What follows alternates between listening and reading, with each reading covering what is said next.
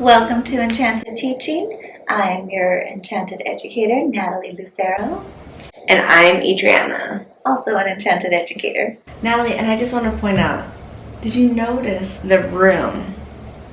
It's very festive. So if you guys are listening in, we do have a festive background with a tree because we're getting into the Christmas spirit. I'm getting into the Christmas spirit. Happy holidays! Yeah, but yeah, I'm so excited for this episode that we are doing today.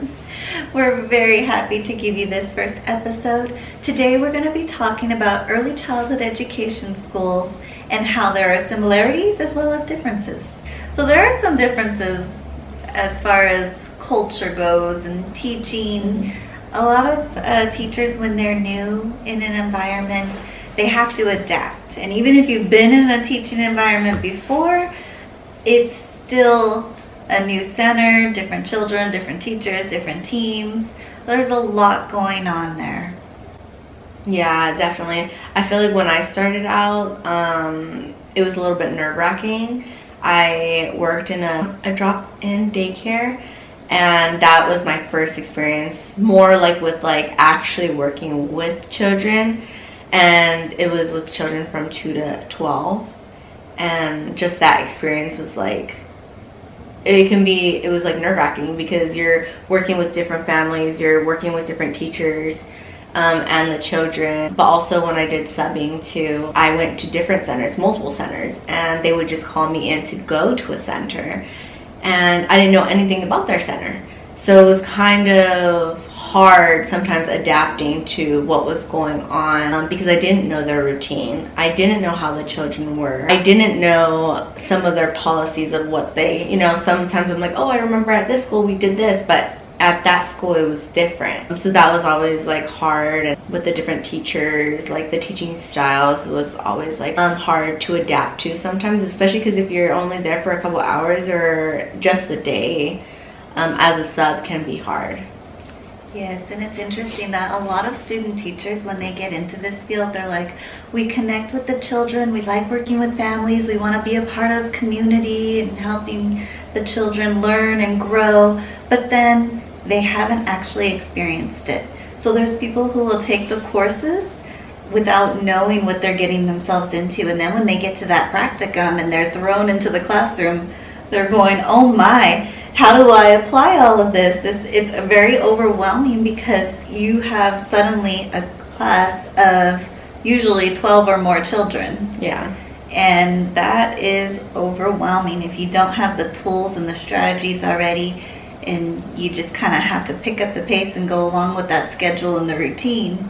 If there is a schedule and routine, because sometimes classes don't even have that. I've been thrown into classrooms where I was like, oh my, what is coming next? Where is the schedule? And then the schedule that's posted is not even the one that they follow. Yeah. I can recall when I first went to the very first preschool that I started at, and it was a Montessori, and it's actually the one that I went to, me and my cousin Valerie. Oh, wow. Yep. We both lived in Hacienda Heights at the time. If you hear this, Valerie, I was like, let us know if you remember this. Yes, she did. I remember when I was working there, there was one time, she's also a teacher, by the way. Yeah. She was doing a practicum and needed to work with younger children, and she wanted to go to that same preschool because she knew that I was working there at the time. So it's really cool that we both were able to go back to our roots, so to speak, with that. But working there, it was actually kind of hard because what I was learning was not what was being practiced, which was a little scary considering that I grew up in that environment. Not that I had a bad preschool teacher. It's just she wasn't a modern one. She had learned her classes long ago, and our field progresses so quickly that you have to be current and up to date with all of these strategies and trends. Otherwise, it's not going to be as beneficial to the class. And those are the things that I noticed right away, where I was a new teacher, so I didn't really know about the laws, but she didn't let me go away for lunch, and I was basically doing like a working lunch and working 10 hours. Oh, wow. It was my first job in preschool, and I figured, okay, this is how it goes. It was also my second job ever, so Yeah. no, maybe third, because first I worked as a hostess when I was 17 at Restaurant Lozano, and then I worked at Blockbuster. My God, I'm dating myself. Those things don't even exist anymore. And then it was the Montessori school. Being at different schools and seeing the different teachers, and in the beginning, yeah, you're like, is this how it's supposed to go? Maybe it's supposed to go. And when you're in the field for a while, you're like, you look back and you're like, that was not allowed. Mm-hmm. But a lot of the teachers have way like different teaching styles, and that sometimes like is hard to like collaborate with certain teachers if you guys like have like clashing teaching styles. Yes, and I remember that there was one parent who was an elementary teacher, and she knew that I only had 2 units, and I should have had the 4 units to be watching her child by myself. And I knew it too, but there was another teacher there who also had 2 units, and combined we had the 4, which is a big no-no, yeah. But it worked. But this one parent knew that it wasn't supposed to work. So she was very sweet. She came up to me and she goes, I'm sorry, I don't mean to be causing you stress, and nothing against you. I think you're a great teacher and have a lot of potential. She's like, you just don't have the qualifications to be watching my child by yourself. And I had to respect that. I work somewhere too that, like I remember talking to you about it, like calling you and be like, is this correct? That doesn't sound correct. I remember working somewhere and there was 2 teachers and they had a couple of units. They didn't have their full units, not even to be, I don't think, an aide. Like the director, supervisor was kind of like, oh, combine their units combined to make a teacher. And I'm like, that doesn't sound right to me. Mm-hmm. I felt like it has to be individual, you know, to have the units, because you're the one knowing like the knowledge and you're the one getting the certificate. Yes, and being that teacher that doesn't have the units, it puts you in a very awkward situation because you feel like you have to impress. You feel like you have to be on your A game when you don't even know exactly what that looks like yet. Yeah. So talking about like different teachings and things like that, Natalie, what do you think is like your teaching style in the classroom? My teaching style, of course, it's evolved over the years, but now I would say it's really child-based, allowing them to explore, listening to them, picking up on their cues, engaging on how they want to focus on the different materials that we were setting out, and being intentional about what is being set for them to scaffold their learning. But we want to hear their creativity, their imagination. I want to know what their little personalities are, because they all have different things that they're interested in and ways of expressing that.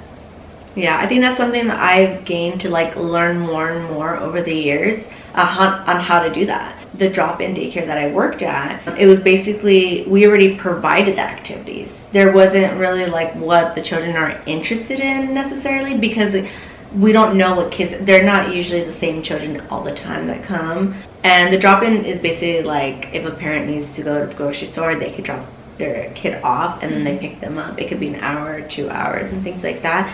But a lot of the activities were already planned. So I feel like starting off with that, like it was just like we already had something ready. But now like learning more and more, I'm learning to like, oh, they're interested in butterflies. Let's talk about the cycle of a butterfly, and how are we going to teach them according to their development and things like that. So I'm like, I don't know necessarily what my teaching style may be, but I feel like what I love to do is try to, according to their development, make them more independent. But I feel like I do see myself as like, what do they like to do? What are they strong like in? It could be they're really good with playing with others. Maybe like if someone's super shy, hey, let's try to go play with this child and things like that to help the shy child come to the group. Use their strengths to help them scaffold more of their learnings and things like that. And honestly, I don't think I learned how to do that until I reached like around my bachelor's level. And I had already been in the field for a good 10 years where I really understood the value of observing and what data to collect from that to make a well-balanced lesson plan that is functional for the class that I have. Before, it was just me as a teacher, what do I want to see in the class, not necessarily what the children wanted to see in the class. And I think it was like also hard for me over the years because being a sub, I didn't have to worry about like the paperwork or where they need to be at or things like that, or planning a lesson, or it was already there for me. And I didn't need to do any documentation and things like that. So I feel like I barely got into that a couple years ago. And then with that, like knowing how to do a lesson plan and doing documentation, doing DRDPs, conferences, I started learning more and more. I think I started learning more a lot when I had my own toddler classroom, and that was like 2 years ago. Even though like I was at a lot of different schools, I learned a lot, you know, and with my education. But to have that teaching style still develop, I think it's, you know, still here developing and seeing where I fit in, especially according to the school. Yes. Because each school, they require something different. So I feel like sometimes your teaching style can be the same, but it can kind of like... It has to adapt because every school has a different lesson plan. There are so many different ways that I've seen lesson plans. Some are very, very long and drawn out. And then I'm like, okay, we don't really need to go into that much detail. And then there's others that are very short. And some say that you have to, if you're going to sing a song, you have to put how many times you sing that song. Or there are others where they really focus on STEM, where they want science, math, engineering as well, and all of those components. So some are really comprehensive, while others are short and not so detailed. Yeah. And that kind of brings us into the school culture, because it depends on what their focus is. If it's a school that's really trying to gear towards STEM activities, like I just mentioned, then it's gonna be more involved. And then it goes into the curriculum as well. Is it more of a structured, specific curriculum, or is it more of a open-ended curriculum and allowing lesson plans to extend for days, weeks, months? And I think it also depends on like the supervisor, the director of each school, of what they want to focus on, because some of them are very big on what the children want to do. Is that what the children want to do, or it's like what they want to do more? Absolutely. And you know, there are some directors that aren't even about what the children want to do, but it's what do the parents want, because those are the ones that are paying. Yeah, that is true. I know, because some places I've been to, it's a lot like teacher-led activities, a lot of dittos. I don't know if you guys know what dittos are. It's basically like, how do you explain that? And like, dittos are printed copies, and typically the only skill that the children are going to do is to color in the lines with either markers or crayons. It hurts my eyes. It's like hearing nails on a chalkboard when I see dittos come out. And then I say crayons and a marker set up. I'm like, oh no, I don't want to see this. Yeah, especially when they're like, they all look the same. Yes. I think that's something that I learned to do too. Is like, okay, how does that look? Especially in each age group, what does that look like? But I worked with teachers that's all they did. And I'm like, we can't do that because that's not showing any of their creativity to children. Exactly. And I'm not saying there isn't a time and place for coloring. Please don't throw out all your coloring books. It is okay to have them, and it's great for children, like at restaurants, if they're going to be coloring, that's fine. But in a preschool setting, when you're thinking about education and how you're going to further this child's skill levels, it's just too basic, especially if it's going every day the same thing. They cannot just be having coloring for the whole time, because that's not educational. There is fine motor skills in it, but how are you challenging them for the next time? How are you scaffolding that learning? And that's what I usually tell my partners, because I am a coach, And I do have some FCC administrators that were into that. They thought that that was educational. And then I had to prompt them and say, okay, tell me a little bit more. How is this child learning from that? When you do that this month and then the next month and then the next month, what did they learn within those months? And then when we put it like that, it's very hard to come up with an answer because it's just following the same skill. Yeah. Hi, Natty here from Enchanted Teaching. I am one of your Enchanted educators. We now have our Patreon up and running with our Enchanted Teaching membership subscriptions.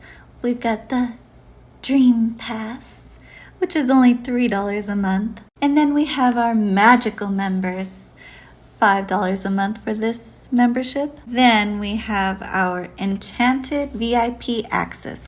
Thank you very much. Hey, Gianna. Have you been in a classroom where you have a co-teacher, but you feel like they're almost a potted plant in the class? Yes, definitely. I did actually have a aide that was super good. Like, we like eye to eye. But I've also had teachers where they didn't do anything. I would even be like, this is what we're doing, and they're still like standing there in the corner like, I don't know what to do. Yes. And I'm like, I'm shocked by it. Even people with the education, or they could be like where we're working together and they might be like a lead, but they don't show those skills. Like, they're just there and say, I'm not sure, I don't know. And I'm doing everything. And that's what's really hard, is when, because we're supposed to be working together. For instance, like if I'm in a toddler classroom, we have to be changing diapers and then transitioning the children to the next activity. If who's gonna be changing diapers, and if I'm transitioning the children, who is going to be transitioning the children if I'm changing diapers? Yes. So you need to have that strong person that you work with, or the classroom is just not gonna flow. I see it more with the teachers that are working with preschoolers because they're a little more independent, so they can play on their own, and the teachers sit back, which there's a time and a place for teachers to kind of like hold back, but you still need to be engaged. You can't be sitting in a corner away from the children and staring at the wall, which I've seen all the time, and that just really would irk me.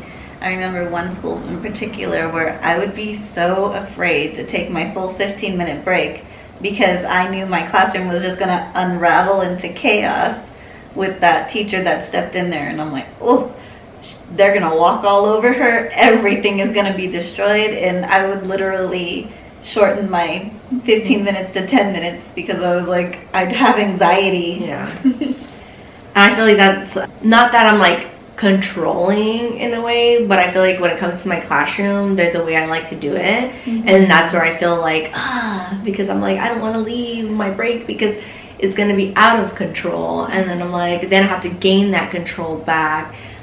But and we really can't think of it as control. It's about classroom management. We need structure. Does it have to be completely structured firmly? No, but there needs to be a loose structure to where the children have a predictability and there's order, and that helps keep it safe.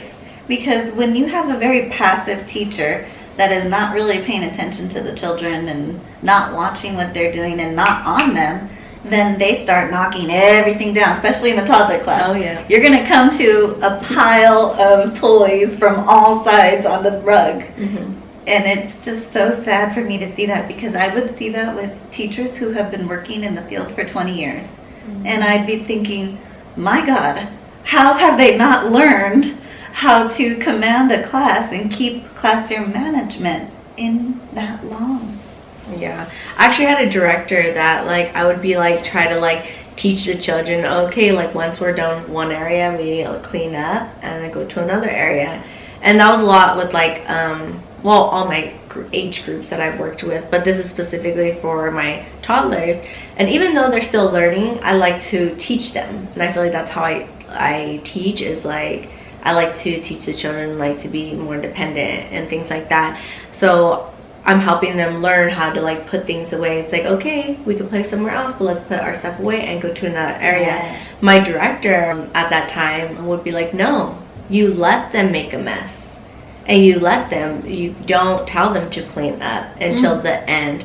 And I'm like, but how is that teaching them anything? Like, not only that, how is that keeping the room safe? Because there's going to be toys everywhere. Exactly. Because I'm like, even me, I'm over here like trying to not fall. But what about the children? Because the children are still learning to walk and run correctly and things like that. With all the toys around, they're gonna trip and fall. And whose fault is gonna be? It's gonna be the teacher's fault in the end. And we're gonna get in trouble and be like, why was that toy in the way? Why were they running? But that's just their age. They're going to be doing that. So that's what I like to do, is try to like have that control, making sure the classroom doesn't look like a tornado. For the most part, I teach the children, oh, let's clean up. And for the most part, a lot of the children, they'll learn and they're like helping me, and then we're like singing the cleanup song and stuff like that together. But I know my director, she did not like that at all. I've had that happen too, where it was an infant room and they really didn't know how to set up an infant room. It was just kind of toys everywhere, and I created centers. And then they wanted to leave the toys out all the time. And I go, no, now we have to find centers. We can have a set from each center out instead of everything out. I came into one of the schools. I was very familiar with DRDPs, ASQs, ITERs, ECHRs. It was an NAYC school, so they were used to all of these professional materials. And then I went to this school that paid more, but they had no clue what any of that was. So when I came in, I was literally throwing acronyms. It's crazy when that happens, where like you go to a place and then some of the teachers or even directors, you'd say, oh, let's talk about the ASQs, and they don't know what that is. They're like shocked by it. Like, what is that? What are you? I'm like, I'm shocked, because I'm like, sometimes I'm like, I feel like I'm new-ish to the field, I guess, if I don't have 20 plus years in the field. But when I'm talking to them and I'm telling them these acronyms, they're like, what? And I think when I do speak on what I know, sometimes I feel like the director's kind of like, they don't like it. It really shows you what their personality's like, because I've had directors where they do appreciate it, but then I've had directors where they're like, oh, we're not there yet. That's great, but we're not there yet. And I'll say, oh no, we need to start somewhere, because I'm not going to lower my standards. I hold myself to a professional standard, and I hold my class to a professional standard. And they are working in my class that I'm leading, so they're either going to meet me or they're going to get out. And my director looked at me and was shocked that I said that. And I said, you hired me. And you hired me knowing that I had my master's, knowing that I came from quality schools. I assumed that you wanted me to bring that in here. And she's like, I do, but we can't do it all at once. And I'm not saying that we need to do it all at once, but we need to start somewhere. Yeah, definitely. And I was there for 3 years, and they were still in the same spot, still not ready. Oh no. So I was ready to move on. And sometimes we need to do that. It's really important to know what your philosophy is as a teacher and what your expectations are in a class. And we don't want to settle. So many people in our field, they settle, and it's not benefiting our field. And that's something I don't do. I'm like, I'm not going to be like, I'm going to settle because of the money. A lot of people do that, and I'm like, I'm not doing it. I actually left my last job to go to this new job, and I'm getting paid a little bit less than my other job, but it was because how I was treated. Yeah. I was the lead of the classroom, and I knew my stuff, and people were like, oh, you know your stuff. Even more than some of the people have been there for a while. But I would talk to the director and be like, this is what we need to do, or things like that. And it seemed like she didn't like me because of that. Right. But she was kind of inappropriate, I guess you can say, to a lot of the teachers. And she's the one reason why I left, because I had this one time where we were so short-staffed, and we had our nap rooms between the infant and my classroom, the toddler, and it was like an open wall. Mhm. And so the teacher's like, I need to go on my lunch. I need to go on my lunch. And I was like, well, the other teacher should be coming back soon. So why don't you just go? I'll stand in the middle. Like, we both don't have that many. Like, if I need help, I'll call in, you know? Mhm. And I see the director come in, and she's thinking we're talking. Like, just like, you know, probably what they say, chisme. You know what I mean? Gossip. We don't speak Spanish, but we know that word. Yeah. I feel like that's what she felt, and she started screaming at me in the nap room with the children. So inappropriate. Oh my goodness. Thinking of school classroom climate. Oy, oy, oy. And that wasn't the first time. There's been times where my aide, she was still learning, she was still in school, and she comes running in the classroom and she says, can you tell your aide to hold the children correctly? Because she would like have them step on the little steps to wash their hands. So she would hold their hands, which you're more supposed to like hold their like bodies. Which I'm like, she's still learning. You know, we all learn. You know what I mean? Right. But I was helping one of the other children. And she comes in and she's like, can you tell your aide to hold the children correctly? I said, she is right there if you like to speak to her. She's like, you're the lead. You need to speak to her. And I would like have thrown it back on her and said, well, you're the director. And if she's not listening to you, then she's definitely not going to listen to me. Yeah. And I'm just like, she's right there. I was like, I just feel like if you see it, you should say it. Yes. You know? And that's always how I've been when I've been in the supervisor roles, where if I have something that I need to address, I'm not going to throw it on the lead. They already have a lot of things to do. And I'm the next step up, so I'm going to support them by bringing it up to their attention in the moment. And then I'll talk to the lead and say, hey, I had this conversation. This is what the observation was. Just follow up as the lead. Yeah. Like, I'm not going to stand for anybody to talk to me in that way, or with anybody. So I even talked to like the other staff that was there that I became friends with, and they would tell me about certain things that was happening, and I'm like, you need to go somewhere better. I know there's other places out there better. Like, don't settle because of the money. Yeah. And we could have a whole segment on teachers that have snapped in the workplace, but I do have a time where one teacher, I don't know, I guess she was frustrated with me and she thought that I was lying, but she never actually confronted me on anything until one day where it just like came to a boiling point. I came into the classroom and she just came up to me and said, what is your problem? And I said, good morning to you too. Do you have an issue you'd like to speak with me about? And she just started rattling off and yelling and accusing me of things. And I said, first of all, that is an incorrect statement. Secondly, you are bringing negative climate into my classroom. If you'd like to speak to me, you may call me aside and we can have a conference and talk it out like two adults. And she just looked at me and a parent walked in and I was like, what you just did is very unprofessional and I am not going to engage in this conversation. And I walked out and went straight to the director. Wow, that's great. Yeah, in front of like a parent, or the parent walked in? The parent walked in. She heard the last part that I said, where I said the unprofessional part.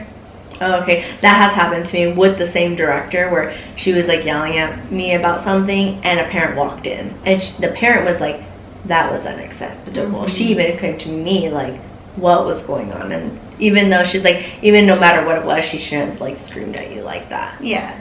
Differences are going to happen. There's going to be miscommunication, but it's really about respecting. You're going to be working with these people. They're your coworkers, they're your team.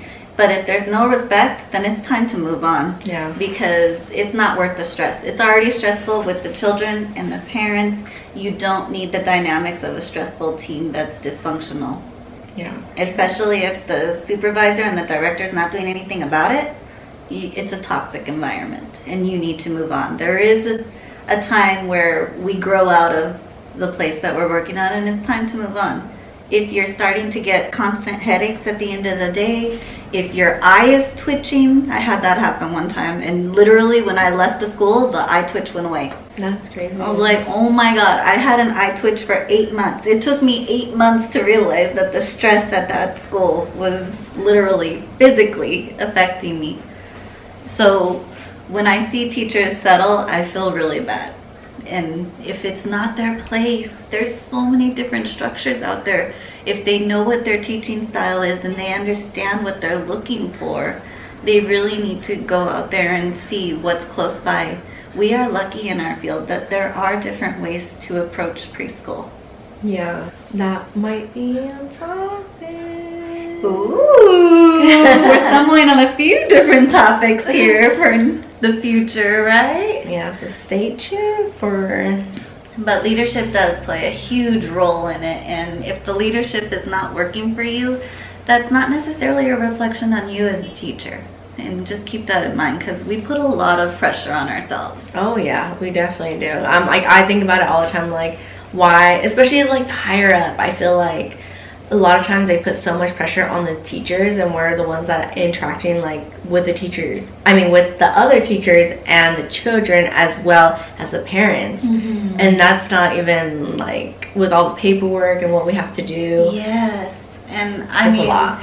I've actually had teachers threaten me before, and they said, oh, I've been here for 20 years and I'm not going to get fired, so it doesn't matter if I come in late, it doesn't matter if I do something that's wrong, you're not going to tell on me, because at the end of the day, it's only going to be harder for you. It's not going to be anything for me. That's crazy. And I was like, what the heck is happening here? And sure enough, after I was there for 4 years, and I didn't know that if I were to report that to HR, it would have been her third strike. I found out way afterward that that's just something that this teacher particularly did. I wonder how that works, because when I went to HR with that director, they told me, they did tell me they got a lot of complaints from that person. Mm-hmm. A lot. For years I've heard too, even from the other teachers. So why didn't nothing happen? There are different dynamics that go on, and I'm not in HR, but maybe next time we can have somebody that is. You reminded me I do have somebody who is in HR. She lives in Washington, but we could always have her call in. But yeah, the HR is tricky. It's really scary, and a lot of us are hesitant because we are fearful that it's going to fall back on us. They're going to put our name in writing, and then it's going to cause more drama. And if we're at that point where we want to report to HR, that means we're already very stressed and feeling like we're about to pop. Oh yeah. But HR is there to support us, and sometimes you need to. I have learned as I've climbed up the ladder that when you know your rights as an employee and you can articulate it nicely and present it respectfully to your directors and their administrators, managers, they do respect you more. Mm-hmm. And if you tell them, you approach them in a way of, I believe that you can handle this, so I'm not going to go to HR. When you say it like that, they feel empowered. And I found that that was a really good approach, where it's saying, I understand my rights, I know I could go to HR, but I believe that you can do it, and I'm here to support you in that. And then they feel like, okay, we could do this together. So sometimes I try and do that tactic. I've used that a few times, and it's been pretty effective. Yeah, so there's a certain approach before going to HR, you're saying? Yes, because if you go straight to HR without going to your director, that director is going to feel out of the loop. They're going to feel betrayed. Yeah. Because HR is going to come to them and say, what have you done about this? And then they're going to say, I didn't know about it. Mm-hmm. And that's a very vulnerable situation. You don't want your director to feel vulnerable, because she will snap on you. Yeah, I think it's important to have that conversation first, because it might be just a miscommunication. A lot of times it's miscommunication.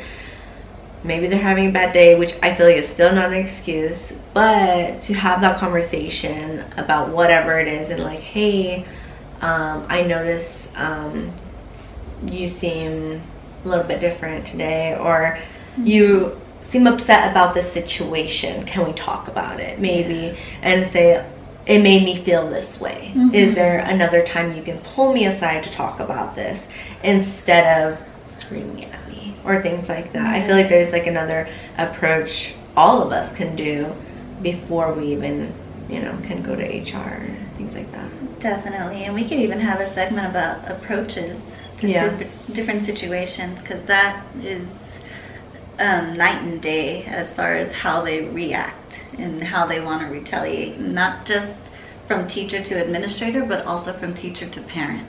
Mm-hmm. Oh, of course. Parents have very strong feelings about their children, and that's the center of their whole universe. That child came from them. They're going to protect them, which is good. We want them to do that. But sometimes that makes it really hard to talk to them and share observations that are truthful without hurting their feelings, because they will get very emotional. Well, we really hope that you enjoyed our conversation. We are really happy to share it all and looking forward to sharing more teacher tales in the future. What we wanted you to get out of this conversation was to learn what your professional preferences are and be able to stand up for them, hold true to them. When teachers value themselves, then others value them as well. So keep that fire burning inside and know that there are differences in preschool organizations, and if this is not a good fit, go out there and have the courage to find the preschool structure that does work best for you. Yeah, and if you guys have any questions, or if you guys have any stories you guys want to let us know, comment them down below. If you have any questions regarding anything that we've talked about, we're happy to elaborate the next time around, or we could probably respond to your questions. We have Instagram, Facebook, Patreon. We have a Patreon platform that will be all linked down below, as well as the Instagram. It should have like all of it. If you'd like to know any more, just let us know on any of the platforms. Yes. Remember to be enchanted by education. See you next time. Bye.